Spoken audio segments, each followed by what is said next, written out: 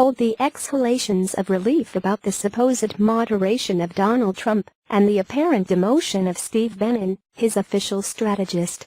With Trump's all but explicit endorsement of Marine Le Pen, the French neo-fascist presidential candidate, it is now clear that he remains enthusiastic about the fascists who have rebranded themselves as nationalists. Within hours after this week's Paris terror attack, obviously mounted by ISIS, to line up frightened French voters behind Le Pen, Trump issued a series of messages that played directly into that strategy. On Twitter he wrote, "Another terrorist attack in Paris. The people of France will not take much more of this, will have a big effect on presidential election."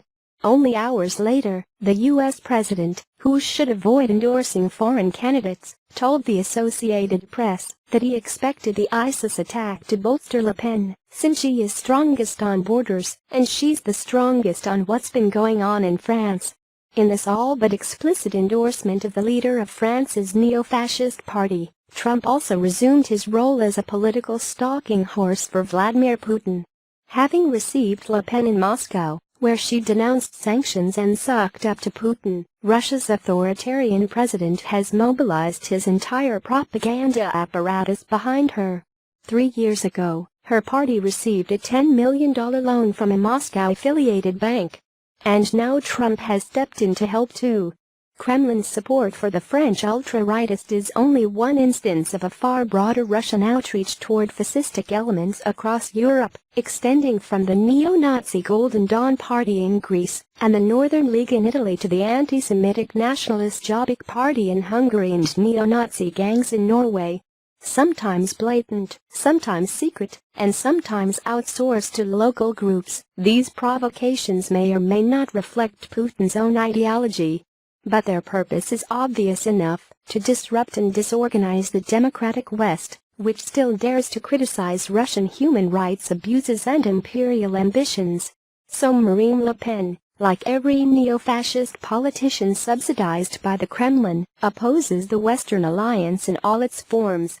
She would remove France from the European Union and NATO, the true target of Putin's scheming.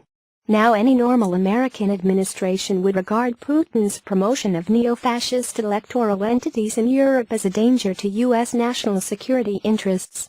But the Trump administration is anything but normal, expressing support for the very elements that are undermining our traditional alliances on behalf of our traditional adversaries. Lately, Trump has given lip service to NATO, presumably under pressure from his Defense Secretary James Mattis and his National Security Advisor H.R. McMaster.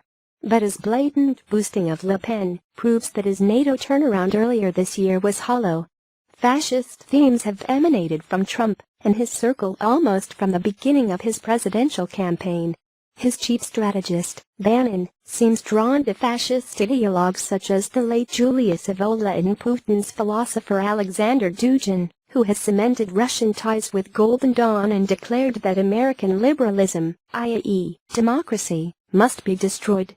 And among Trump's national security aides is a former Jobbik politician, Sebastian Gorka, who has sported the insignia of a Nazi Hungarian militia. In short, there is an obvious reason why the Trumpists would feel affinity toward the Kremlin, whose political think tanks, intelligence agencies, and foreign propaganda machinery went so far to help elect a Republican last year. The stakes of the investigation into Russia's illegal intervention in the 2016 election keep rising, and may well swell again with the French election. Nobody should maintain any illusions about who Trump and his cronies are, what interests they serve, and what kind of threat they pose to the future of the democratic world. To find out more about Joe Conason and read features by other creators, syndicate writers, and cartoonists,